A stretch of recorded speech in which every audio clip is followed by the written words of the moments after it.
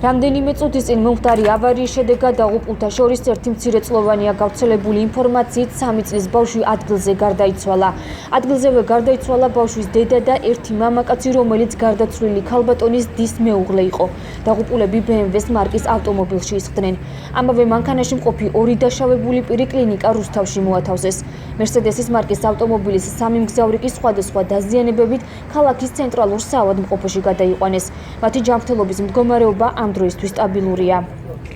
ინფორუსთავში შინაგან საქმეთა სამინისტროში განუცხადეს, რომ გარდაცვლილია 3 ადამიანი და გამოძიება მიმდინარეობს 276 მუხლის მეშვიდე ნაწილით, რაც გულისხმობს ტრანსპორტის მოძრაობისა და ექსპლუატაციის წესების დარღვევის გამო 2 ან მეტი ადამიანის სიცოცხლის მოსპობას. გადმოვიყვანეთ თქვენ და მე პირადად ერთი პაციენტი გადმოვიყვანე. რა მდგომარეობაშია? პაციენტს აღინიშნებოდა გულმკერდის ზედაპირული ტრავმა, ქვედაკიდურის ტრავმა. საგანგაშო მდგომარეობა არ არის, მდგომარეობა არის სტაბილური. ორი არის ბავშვი, ერთი არის ქალბატონი. მდგომარეობა ამ წუთას საშუალო სიმძიმის არის. დანარჩენი დაზუსტებით ამ ეტაპზე თქმა არ შეგვიძლია, მიმდინარეობს სამედიცინო გამოყოფა.